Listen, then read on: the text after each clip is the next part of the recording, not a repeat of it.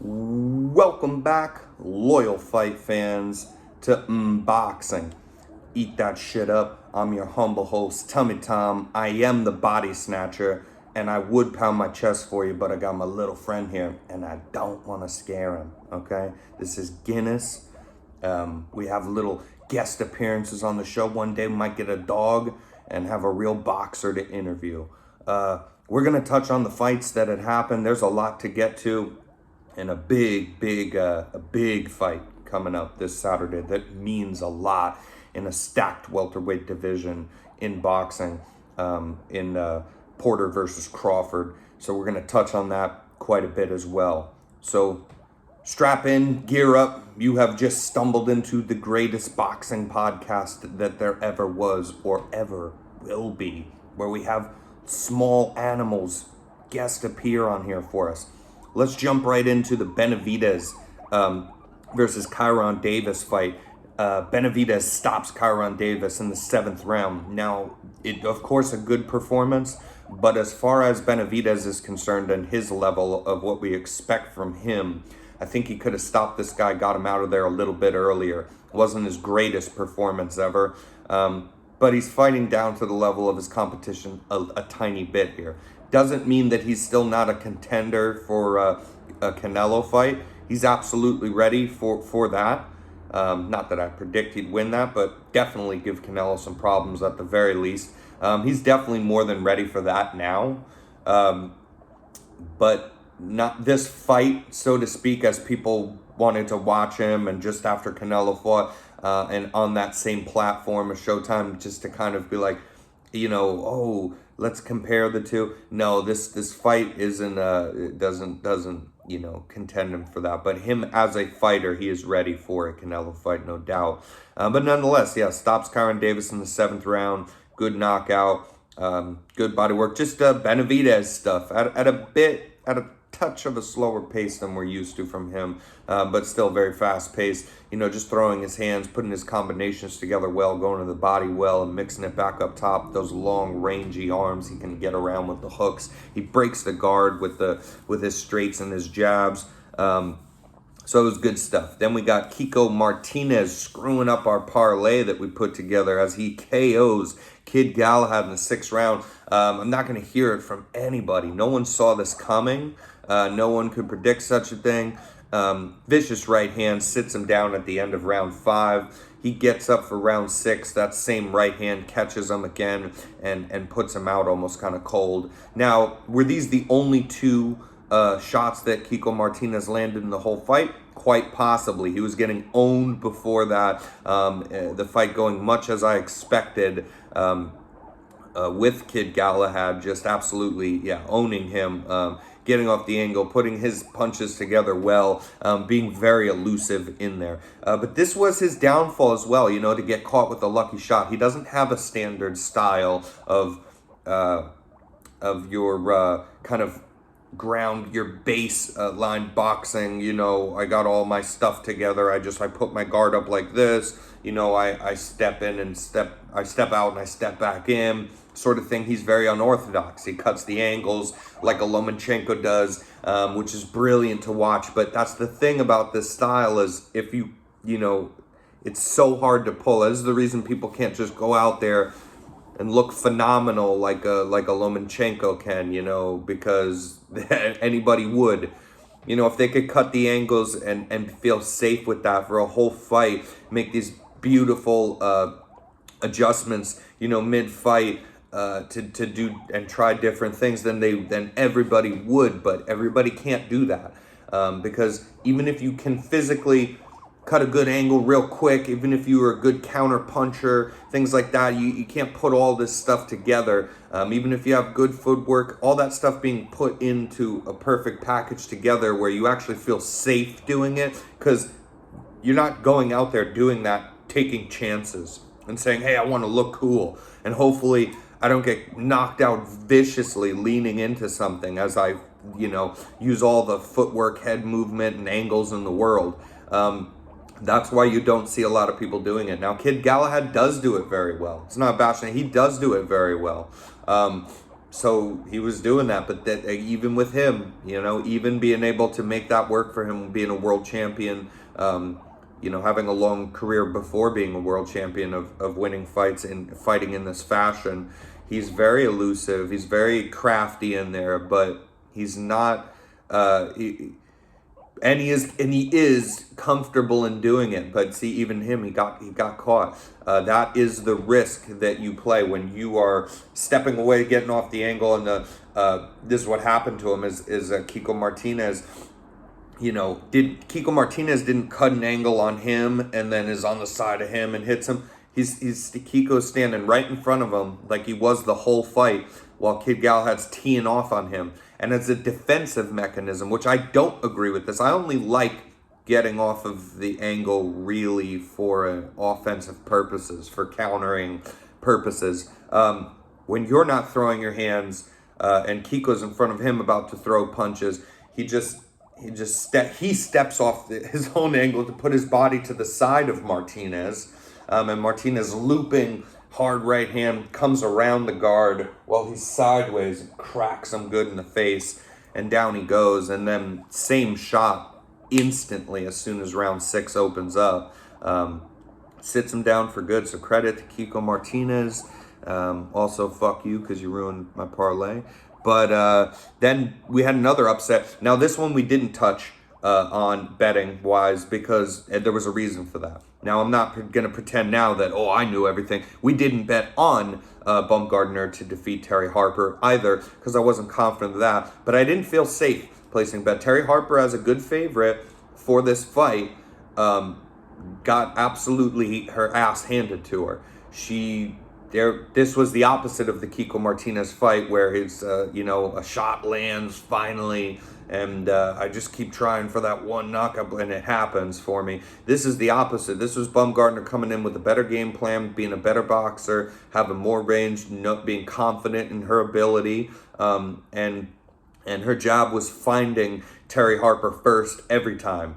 I felt like there was a longer reach there for her, though I don't know that for a fact, but it looked to be that way. I know she was the quicker boxer in there, and her shots were just finding their home quicker. So they're throwing at the same time a lot in this fight, and Terry Harper's always catching the short end of the stick for it, and just got frustrated. Now, Baumgardner did accumulate a lot of, or put on a lot of accumulative damage on Terry Harper throughout the fight, but more than that, I feel from watching it, is you could see Terry Harper just being very frustrated, and the fight gets stopped on the feet while she's on her feet, and there's not more punches being thrown either way. So, the referee has to jump in. It's a good stoppage for the referee. As far as the referee is concerned, it's a great stoppage.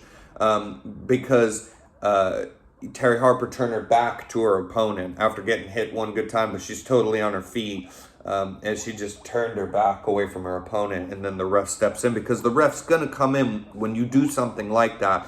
You know what you're doing. You're quitting the fight. The referee will jump in and say, hey, don't turn your back to your opponent. What the fuck are you doing? So that's a good stoppage, a great stoppage on part of the referee, but a little bit weird that Terry Harper decided to do that. I guess live to fight another day. Now, she wasn't going to win that fight, so I'm not going to sit here and just tell you, she quit, she should have been in there and take more damage. I didn't see a way for her to get the victory here. Like I said, this wasn't a Kid Galahad, Kiko Martinez situation. This was the underdog just whooping ass from the first bell on. And then we're going to touch on this Max Holloway fight as well. Max Holloway versus Yair Rodriguez. Now, this one did come through as we picked Max Holloway, but he's part of a parlay that Kid Galahad ruined anyway. But barely got this pick right, even by the skin of my teeth, honestly, because I thought Max was going to pretty much dismantle Yair Rodriguez. I didn't count him out of the fight as far as that he could win a round or two. But I thought Yair would definitely be doing the crazy stuff that he was doing, and that he'd get tired. And Max is a cardio king. Max doesn't like to wrestle. He's never. I don't know if Max has any takedowns in this whole. I could be totally wrong. I don't know that he has one takedown taking someone down one other time in his UFC career. But we saw a lot of it in this fight because the first 2 rounds, you could squint your eyes and maybe give Max one of those rounds, but I don't look at it that way of giving, we're going to give him the benefit of the doubt. Never give someone you're going for or bet for the benefit of the doubt. You want to know those rounds are very clear if you're banking them and you're scoring them. And so I did, and I was telling myself that they're going to give Yair these first 2 rounds deservingly, and then Max had to make adjustments and become a wrestler. He wrestled in round 3 and got a lot of success in that round. Good ground and pound. He went for submissions too. This was a Max Holloway we had never seen before, and as well in round 4, more takedowns, more clinching along the fence, things like that. More control time. This is what won Max the fight. Round 5 was close. So this was almost a split down the middle fight. Now, this was an incredibly great fight, okay? Now, I am a little biased because I'm not, as being a huge Max Holloway fan, he's in the UFC saying, I'm the best boxer in the UFC. I'm the best boxer in MMA. He loves boxing. That's what he does when he goes into these MMA fights. He uses his boxing ability. He'll toss a knee or a kick in there somewhere, but he's not even heavy on those. He likes his boxing, man. He likes his counter shots. He likes his using the jab, using his head movement and countering. So, this was a weird one to see that he was going for takedowns. So I'm a little biased on the fact that I don't like takedowns so much, but I will say that, that being put out there into the universe, that I might be a little biased. They're saying, oh, it's fight of the year. Now, this was an epic fight. This was a great fight, nonetheless, but let's not just start throwing that stuff out there. We just had Chandler versus Gaethje in the UFC. That's the fight of the year, okay? I don't want to hear otherwise. That's the fight of the year. Go back and watch the fight. A fight of the year, it's different. This fight was 5 rounds instead of 3. This fight was actually closer where you could have maybe, said, Yair, maybe give him a draw or something. So this was a closer fight than the Chandler Gaethje fight. Now that doesn't matter though. That doesn't matter because it's the fight of the year for the feel of the fight, for how the fight went, for looking visually at the fight and just saying, wow, if you could show your friend who's never watched an MMA fight or a boxing fight, if you can show them a fight, a casual fan or someone who's really never watched combat sport, and you can say, watch this fight, this is a starting point for you, which is like what Chandler Gaethje is, that's the kind of thing that's a fight of the year. Okay, I don't want to hear otherwise. So now that we're through that, and before we move on to the big welterweight fight here, and before this Guinness pig here just absolutely tears my leg up flipping out, we're going to put him over here on the couch for a minute. We're going to go over the Gabriel Rosado versus Jaime Munguia fight, which took place last Saturday as well. Here it is. I got a scorecard for you guys right there. Okay. Total tallies at the bottom, but we're going to go over this. I write like a maniaco, So this fight was very close. This was a typical Gabriel Rosado kind of a performance, where, man, I watched the fight, live with some friends. Now I had to watch the fight back 2 separate times afterwards because in the moment I thought, with my friends, oh, wow, this is a great fight. Definitely did give Rosado some of the rounds that I ended up giving him, in the end, but I think I only gave him maybe like 3 rounds, hands down in the fight, though I was rooting for him, because the other rounds, then it was like, well, he made him close, but he didn't win him, and that's the story of this fight. Every round in this fight is close, so in the ones that he loses them close enough.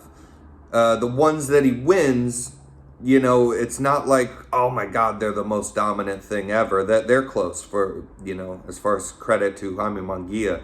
And then it's every single round. It's every single round. I make notes when I score the fight, as I think you can see. I put in here my 10-9s for the round. I might make a note, here's a little note there. But I'll put this, I'll start off and I'll go, hey, it's a close round. Okay, I'll score it this way, but that's a close round. And then I'm just, that's close, that's close, that's close, that's close. They're all these rounds are close. It's unbelievable. This was, upon rewatching more, it's just only gave me more appreciation for this fight. So, first round, I score 10-9 Munguia. Second round, 10-9 Munguia. The first round, there's not a lot going on. It's just Munguia jabbing to the body, touching the body. Rosado not doing much. You definitely give that to Munguia, but it's not like, the fight just started. They're feeling each other out. Second round, a little bit similar, but Munguia puts it on a little bit more. Now, the third round, nobody gave this to Rosado. I've watched the fight 3 times. I give this round to Rosado for sure. I give the third round to Rosado, 10-9. Fourth round, I go Munguia. This round was incredibly close. Fourth round of this fight might be the best round of this whole fight. Might be. There's a lot of good ones. But the fourth round is absolutely insane. And I did give that to Munguia, but only by a slight edge. I could watch the fight again for a fourth time and maybe switch it to Rosado. Man, what a great fight. And then fifth round, we go 10-9 Rosado. Now, a couple people, I don't think that I forget if Chris Mannix, who doesn't know how to score a fight anyway, but I like his commentary and I like him on the DAZN podcast. But I like him. He's a good boxing fan, but he doesn't know how to score a fight to save his life. So, but I forget if he gave him the fifth round. Might have. But I think they said it was 5-0.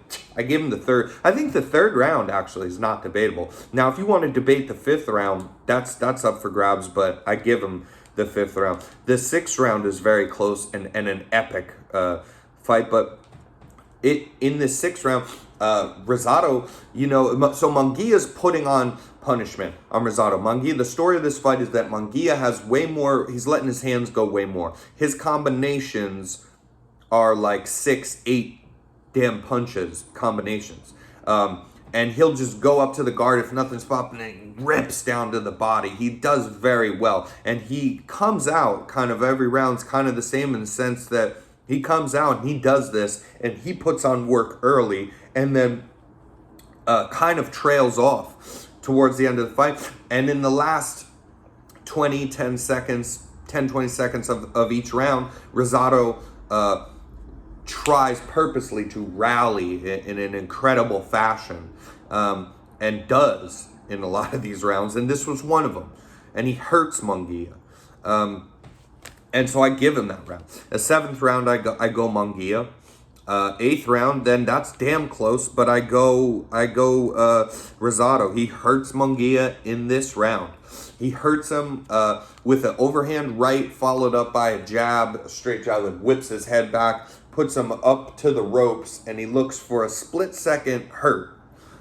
This again is at the tail end of the round.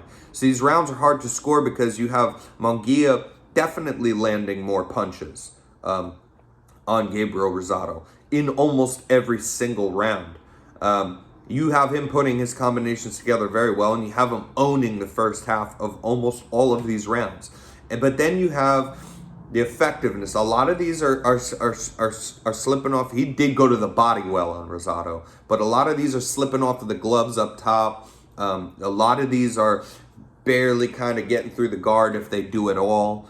Rosado's very good. He's very savvy. He's a veteran in there. He knows how to defend himself. A lot of these shots were not landing flush, but when Gabriel Rosado did land, which was far less than Jaime Munguia, it was more prevalent. The shots were cleaner.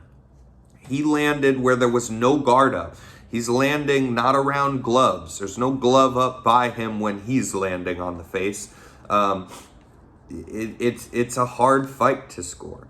But yeah, so I go 6th round to Rosado, 7th round to Munguia, 8th round, very close. I give that to Rosado. 9th round as well. I give to Rosado. Now, Jack Reese acting a little bit weird in this 9th round, but hey, it is what it is. And then 10th round's another close. I'm right close. Every round's close. But I give that to Munguia, and then Munguia for the 11th and the 12th to close the fight at my score, which is 115-113 for Jaime Munguia, which is a lot closer than I originally thought the fight was, and which is a lot closer than what the judges gave for Rosado, who's putting his hand up at the end of the round. And here we are, several times in through watching this fight and talking about it. And when I was watching at the time with my friends, I said, what is he doing, man? I love you, Gabe, but put your damn hand down. You didn't win that fight. I still don't think he did, but this score is a lot closer. You flip one of the, on a scorecard of 115-113, what that means is you flip one of these rounds, which every one of them is close. You flip one of these Jaime Munguia rounds towards Rosado, and you get a draw. So I've gained a lot of appreciation watching this fight over. Now, Jaime Munguia, I want to see him fight Triple G. Okay, that's the fight to make, unless they're going to do that with Canelo. But honestly, I think that Triple G should, if you're a Triple G fan, I don't think you want to see him like you think you do fight Canelo, who is now in his prime, who Triple G is now just getting older. Triple G is not nearly as active as Canelo. And also, we've kind of seen the thing. The first fight, I'm not mad at you thinking that Triple G won that fight. But Canelo was very elusive in there, made it close enough. But definitely I lean on the side that Triple G should have maybe won that fight. But it was very close. And then the second fight, to me, wasn't that close. Canelo walked him down. Canelo hurt him a couple times. I just think that we're seeing the progression kind of right there. And then now we've seen Canelo fight 3-4 times in a year, every year since then, and destroy opponents and take every belt and unify them out of that weight class. And we've seen Triple G fight Zarameta or some guy. He's fighting some other guy that I don't even know now. And I wouldn't be surprised, like, Triple G's going to win this fight, but I wouldn't be surprised if he doesn't look great. You know what I mean? He's not the same Triple G. So I don't think you want that fight like you think you do with the pound-for-pound best boxer in the world if you're a Triple G fan. I will say that I think that we should do Triple G Jaime Munguia, because Jaime Munguia is no Canelo, but he's 38-0 now. He has mostly knockouts on his resume, and Triple G might still actually hit harder than this kid, but Munguia is going to let his hands go a lot more than Triple G will, and the cumulative damage of that throughout the fight is just very interesting. And Jaime Munguia as well is younger, but he's not in his prime like Canelo's. Not super young anymore, but he's young enough still, and he has so much experience under his belt. Jaime Munguia, this was like kind of his first real test at Gabriel Rosado, and he wasn't able to stop him, and he won a close fight. I think the perfect match is Triple G versus Jaime Munguia right now. All right, let's talk a little bit about Crawford Porter. This fight's so important, you guys. This fight is real important. Get my little friend up here. Come in, buddy. This fight's real important. This is a great fight to make. I'm a big fan of Sean Porter. Now, I called him, bet on, won some money on him losing that Errol Spence fight, but god damn, that was so much closer than I thought that it would be. I think that Errol only edged the fight by having that very late knockdown, which is just like Porter, even then being very much hurt. He was very much hurt, and even then being like, it's not actually knocked out. I only barely grazed my glove to the canvas, and kept one of my knees up and all. I got right back up. He's just a warrior, man. And Sean Porter's a guy who's fought every guy in his weight class. Every guy in that stacked welterweight division. You know, he's fought Keith Thurman. He's fought Danny Garcia. He's fought Errol Spence. He's fought, he's fought all these great. He's fought Ugas, who just beat Pacquiao. He beat Ugas, though that's debatable. Yeah, you know, he's a great fighter. And the thing is Terrence Crawford's an epic fighter, for sure. And I want you to really hear me out here, guys. If Terrence Crawford wins this, I am not surprised. If Terrence Crawford wins this fight, I am not at all surprised. But this is why it's a great fight, because if he doesn't just lose, but if he gets stopped even, which I'm iffy on that happening, but if he even gets stopped, but if he gets kind of owned a bit by Sean Porter, I'm not surprised either, because everybody's putting Terrence Crawford. I've always had this stance. We've talked about this a lot, actually, on this podcast, about the Errol Spence versus Crawford fight needs to have, and who would win that fight. I've always said, and I still lean Errol Spence, because you just have to look at things simply sometimes. You don't, like the eye test, everybody. You don't put somebody that high up on a pound for pound list by the eye test. You do not do that, because he doesn't have a resume to back it up yet. And it's not that he totally couldn't do it, but that's why you make the fights. You do need to see the fights, dude. You can't say that somebody is this great. They are so epic, but they never had to fight anyone of significance. What's his best win? Kell Brook? In the welterweight division? Kell Brook? That's Errol Spence's leftovers. After Errol Spence broke his face. Broke Kell Brook's face. Took his belt when Kell Brook was on top of the world in Kell Brook's backyard in London. And then years later, with Kell Brook edging some fights out, look, now we make it with Crawford. And Crawford loses a couple of the beginning rounds to Kell Brook and then stops him. It's not, you need to see the fights is all. You can't say somebody, hey, look, it's Canelo's number one, because look at his resume, he unified the division, he's fought everybody, he's been boxing forever, fair play, he's number one. And then, who's number two? I wonder, is it Errol Spence, who's fought everybody in his weight class, basically, and he is undefeated? I mean, there's a guy that he's fought, Danny Garcia, he's fought Mikey Garcia, he's fought Sean Porter, and he's undefeated. There's nobody that Terrence has fought yet that, and they put, like, people put, like, Errol Spence as, like, number 6. Absolutely not. Errol Spence has to be at least bare minimum number 3 on your pound for pound list. I might put him number 2, really.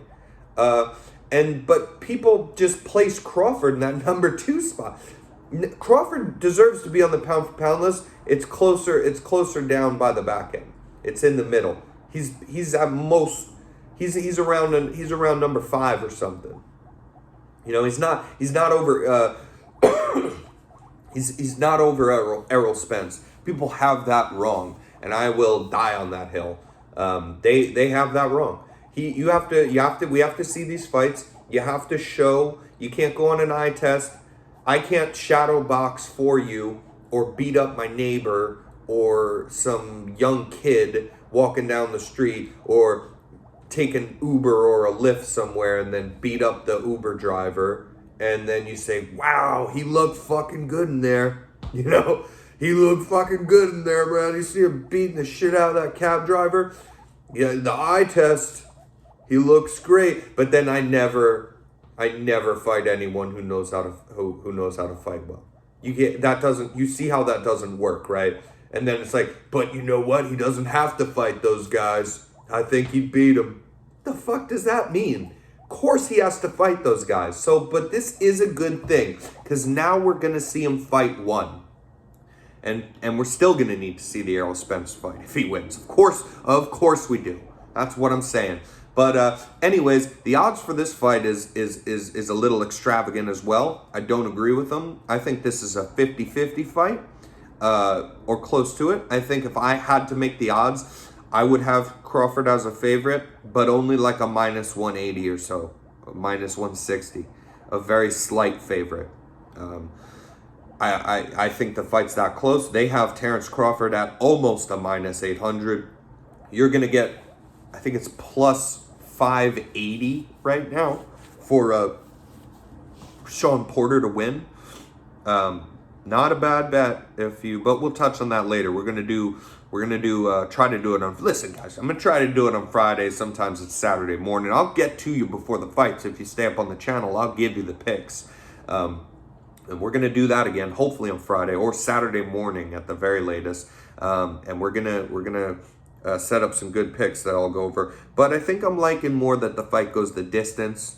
But I'm still figuring this out. Other than picking a winner, if you wanted to pick a winner, there's no sense in putting money on Crawford in such a dangerous fight where he's a minus 800 favorite when he shouldn't be. It makes more sense to put just a little bit of money, $20 or so, on Sean Porter to win because he's almost up plus 600. So that's a lot of money back for you in something that's very possible to happen.